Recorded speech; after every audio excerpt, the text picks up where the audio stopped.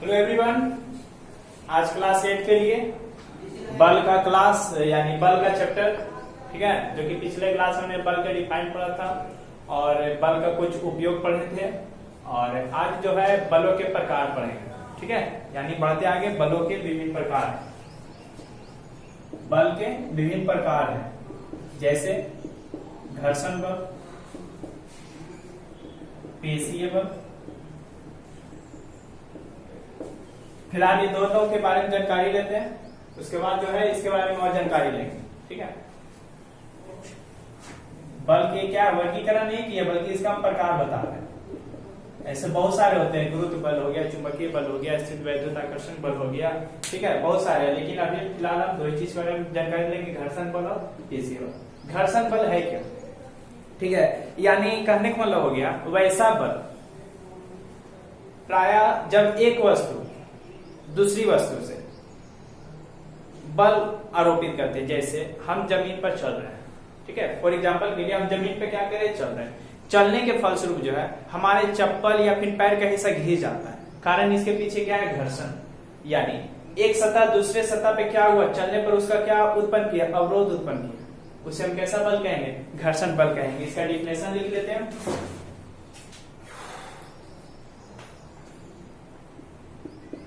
जब एक वस्तु दूसरी वस्तु के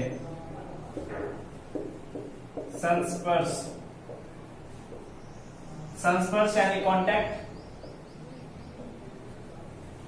में चलती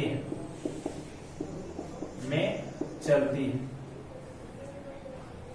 तो उसकी गति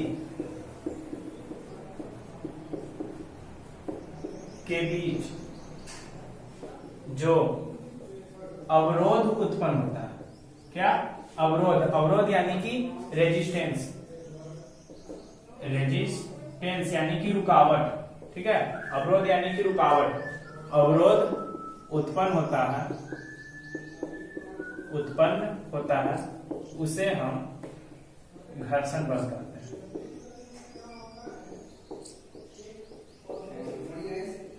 घर्षण बल कहते हैं, ठीक है। यानी घर्षण बल कहते हैं कि जब एक वस्तु दूसरी वस्तु के संस्पर्श यानी कांटेक्ट में चलती है, तो कांटेक्ट में चलने के फलस्वरूप यहाँ क्या उत्पन्न हो रहा है, घर्षण, अवरोध हो रहा है, रगड़ हो रहा है, यानी हीट उत्पन्न हो रहा है, घर्षण हो रहा है इसके बीच, जिसे हम कौन सा बल कहते हैं, घर्षण बल कहते हैं, ठीक है। अब अगला है पेशीय बल।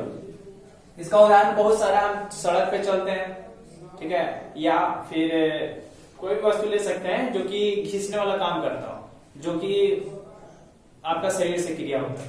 अगला पॉइंट है पेशीय बल। पेशीय बल है क्या, डस्टर कहाँ रख दी मैंने,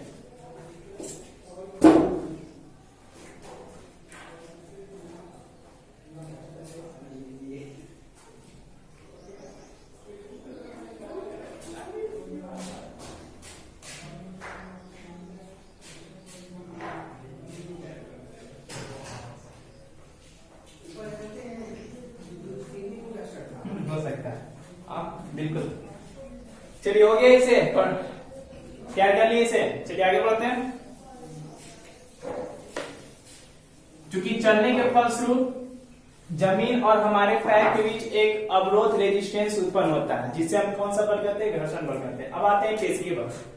आपका पेशीय बल यानी वैसा बल, यानी बल की वैसी प्रक्रिया जो हमारे शारीरिक यानी हमारे शरीर के माध्यम से होता है। जैसे जब हम किसी वस्तु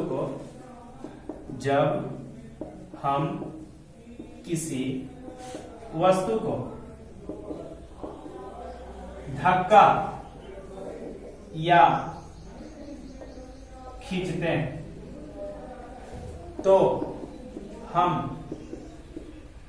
धक्का या क्या करते हैं, उस वस्तु को खींचते हैं, तो हम अपने किसका प्रयोग करें, हमारे शरीर का प्रयोग करें, तो हम अपने शरीर का उपयोग करते हैं, जिसे हम क्या करते हैं, पेशीय बल करते हैं, इसे क्या कहते हैं? पेशीय बल कहते हैं। ठीक है, जब हम किसी वस्तु को धक्का या खींचते हैं तो प्रायः किसी वस्तु को धक्का देना तो हम अपने शरीर को उपयोग करते हैं, या फिर किसी वस्तु को अपने अट्रैक्ट करना, खींचना, डाइवर्स करना, अपनी ओर आकर्षित करना, तो हम किसका प्रयोग करते हैं? हम अपने बॉडी का प्रयोग करते हैं। यानी वैसा बल की प्रक्रिया जिसमें अपने शरीर के माध्यम से वो कार्य को हम आरोपित करते हैं, पूरा करते हैं, वो बल हमारा क्या कहलाता है? वो लगने वाला बल हमारा क्या कहलाता है? पेशीय बल कहलाता है। ठीक है, अगला पॉइंट आपको पढ़ना है, 1 मिनट डस्टर।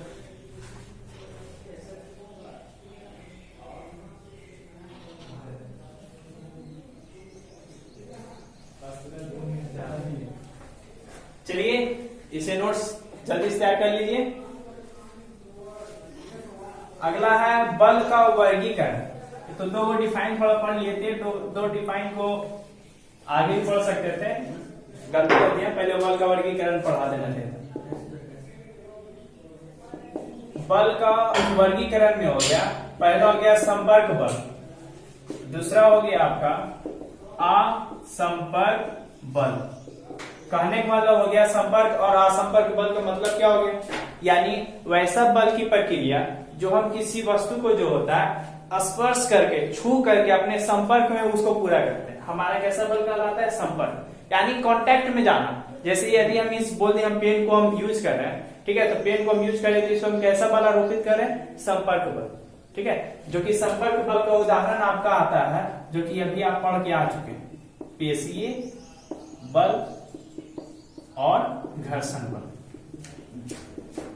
ये दो बल ऐसा है जो कि कैसा बल का काम करता है? संपर्क बल। क्योंकि सोचिए घर्षण हो रहा है तो संपर्क में हो रहा है, पेशीय बल हम अपने बॉडी के माध्यम से कर रहे हैं तो संपर्क में कर रहे हैं, वो आपका संपर्क बल होता है।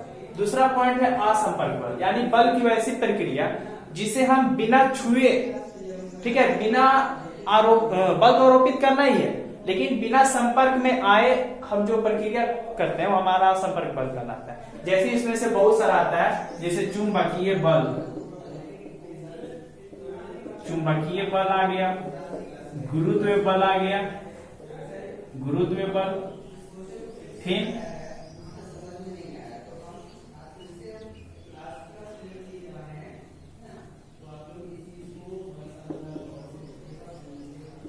फिर आ गया आपका स्थिर वैद्युत बल, जिसे हम विद्युत बल भी कहते हैं। अब चूंकि इसके बारे में तो हमने जानकारी ले लिया था, हमने पहले बता दिया था, तो इसके बारे में समझ गए थे। अब जानना है कि यह बल है क्या।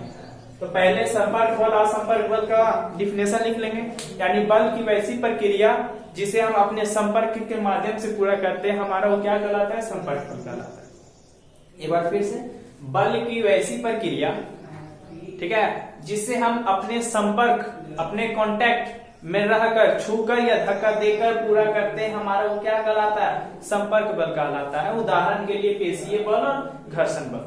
असंपर्क बल यानी बल की वैसी प्रक्रिया जिसे हम संपर्क में नहीं, यानी बिना संपर्क के उस पर हम क्या आरोपित करते हैं? बल आरोपित करते हैं, वो हमारा असंपर्क बल कहलाता है, जिसके उदाहरण है चुंबकीय बल, गुरुत्व बल, स्थिर वैद्युत बल।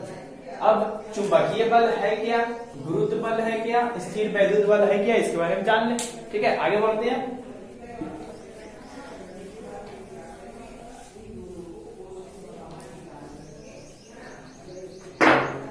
चुंबकीय बल,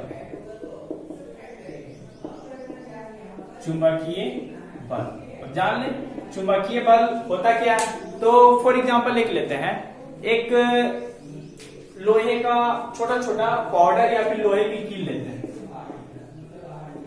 लोहे की कील, लोहे की कील, चूंकि चुंबकीय बल है तो हम वैसे पदार्थ लेने का पॉसिबिलिटी करेंगे जो चुंबक से अपनी ओर आकर्षित होता है। तो यदि हम लोहे की कील को यदि लेते हैं हम, ठीक है, लोहे की कील यूज करते हैं, बगल में यहाँ पे क्या है? मैग्नेट है, ठीक है, आपका मैग्नेट, ये आपका क्या है? कील है, लोहे की कील, आयरन नेल जिसको बोलते हैं, नेल, आयरन नेल है। तो जब इस मैग्नेट को हम इसके हल्का सा नजदीक लाते हैं, तो नजदीक लाने का फलस्वरूप देखते हैं कि लोहे की कील जो होता है मैग्नेट की ओर क्या होने लगता है? आकर्षित होने लगता है। यानी हम बिना कील को संपर्क में लाए, बिना कील को छुए इसे हम क्या कर दिए, विक्षेपित कर दिए। किस ओर, मैग्नेट की ओर। कैसा बल हो गया, चुंबकीय बल। यानी चुंबकीय बल कहने का मतलब हो गया, इसका डिफिनेशन लिखेंगे कैसे, तो वैसा बल जो चुंबक से अपनी ओर क्या होता हो, आकर्षित होता हो। जो चुंबक से, जिस बल के कारण कोई वस्तु चुंबक की ओर आकर्षित होता हो, ठीक है, यानी वैसा बल जो किसी वस्तु पर पड़कर, किसी वस्तु से लगकर अपनी ओर आकर्षित करता हो, किसके द्वारा, चुंबक के द्वारा, वो हमारा चुंबकीय बल क्या, यानी जो वस्तु चुंबक से आकर्षित होता वैसे बल को हम चुंबकीय बल कहते हैं। फॉर एग्जाम्पल लोहे की कील और चुंबक भी ले सकते हैं, बहुत सारा। अगला पॉइंट है स्थिर वैद्युत बल। अब जानिए स्थिर वैद्युत बल है क्या।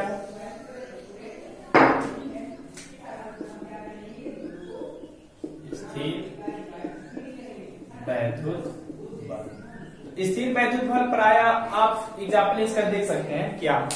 तो फॉर एग्जाम्पल जब आप नहा करके आते हैं, ठीक है, तो नहाने क्रम में यदि बाल यदि सूख जाती है तो कंघी से जो उसे रगड़ने पर छोटे छोटे कागज के टुकड़े के समीप ले जाने पे देखते हैं कि दोनों आपस में क्या होते हैं, आकर्षित हो जाते हैं। इसके अलावा और दाल, चना दाल ले सकते हैं, जो कि प्लास्टिक में यदि उसको हम पैक करके रखते हैं और प्लास्टिक से उसे निकालते हैं तो देखते हैं कुछ चना का दाल जो है प्लास्टिक में क्या रहता है, सटा रहता है।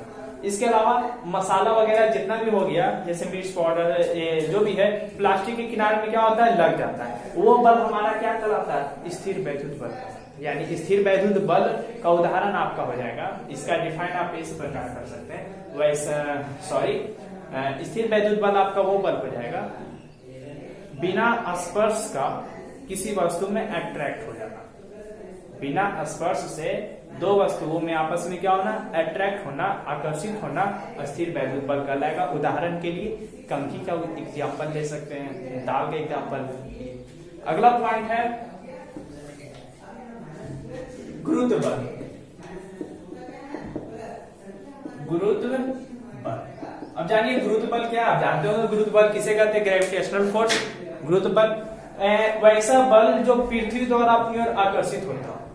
फॉर एग्जाम्पल लेते हैं, मान लिया जाए एक पेड़ है, ठीक है, एक पेड़ है, इस ढंग का आपका पेड़ पर जो है कोई फल लटका हुआ है, ठीक है, आम का फल है मान, ठीक है। तो जब ये पकता है या फिर हम इसे ढेला से यदि फोर्स करते हैं तो आम का फल जो है ऊपर ना जाकर क्या होता है, नीचे गिर जाता है, जमीन पर। यानी जिस वैसा बल जो पृथ्वी अपनी ओर आकर्षित करता हो किसी वस्तु को, यानी जब कोई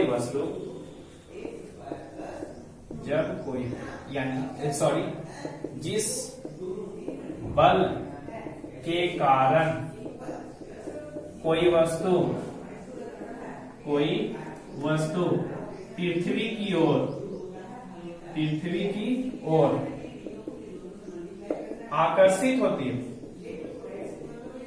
आकर्षित होती हो, उसे हम गुरुत्व बल कहते हैं, ठीक है। उसे कौन सा बल कहेंगे, गुरुत्व बल कहेंगे। क्योंकि ग्रेविटेशनल फोर्स का मतलब खोज जो है आपके न्यूटन ने किया था इस कारण कि वो एक पेड़ के नीचे बैठे हुए थे, अचानक एक सेब का एक टुकड़ा जो उनके सर पर आकर गिरा, तो उन्होंने इसी माध्यम से पता लगा लिया कि पृथ्वी के पास अपना एक बल है जिसे हम गुरुत्व बल कहते हैं, जिसके कारण वो किसी भी वस्तु को क्या करता है, अपनी ओर अट्रैक्ट करता है। फॉर एग्जाम्पल यदि हम इसे ऊपर भेजे तो कहाँ है, नीचे आने की चेष्टा किया, ना कि ऊपर ही लगे। यानी पृथ्वी के पास अपना एक क्या है, उसके पास ग्रेविटेशनल फोर्स है। प्राय सभी ग्रहों के पास अपना अपना ग्रेविटेशनल फोर्स है। क्योंकि हम जानते हैं पृथ्वी के पास भी ग्रेविटेशनल फोर्स है, हमारे चंद्रमा के पास भी ग्रेविटेशनल फोर्स है। तो है कितना, तो पृथ्वी के पास मान लीजिए यदि एक है, मान लीजिए एक ग्रेविटेशनल फोर्स है, तो चंद्रमा के पास कितना, 1/6 है। यानी यदि पृथ्वी पर किसी वस्तु का वेट 30 kg, ठीक है, तो चंद्रमा पे जाने पर उसका वेट हमें कितना महसूस लगेगा, 5 kg लगेगा। ठीक है, जबकि द्रव्यमान उसका 30 kg ही रहेगा। जैसे हम यहाँ 30 किलो है तो वहां चंद्रमा पे जाने पे 30 किलो के रहेंगे, लेकिन वेट हमें अपने आप में कैसा महसूस होगा, 5 किलो होगा। ठीक है, चलिए अब थोड़ा सा इसमें पढ़ना है, जो कि हम बता दिए हैं कि बल का ऐसा यूनिट क्या होता है। बल का ऐसा यूनिट क्या होता है, न्यूटन। कारण क्योंकि बल का खोज किसने किया था, न्यूटन ने किया था। ठीक है, इसे कैपिटल ए से सूचित करते हैं, न्यूटन।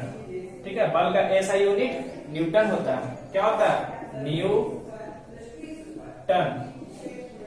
इसलिए इसका कैपिटल ए से सूचित करते हैं। अगले चैप्टर में हम जानकारी लेंगे अगले इसी में दाब के बारे में। ठीक है, जो कि हम आपको अगले वीडियो में बताएंगे। आपका बल का जो भी टॉपिक था, डेफिनेशन था, जो भी इसका अंडरस्टैंडिंग, वर्गीकरण, क्या होती है इसको, विभिन्न प्रकार था, वो हमने जानकारी ले लिया। अब जानकारी लेना है दाब के बारे में। जो भी प्रॉब्लम क्रिएट होता है उसे जो आप कमेंट में लिख के बताइए। ठीक है, हम आगे इसका सोल्यूशन करेंगे। चलिए आज के लिए इतना ही, रहने देते हैं।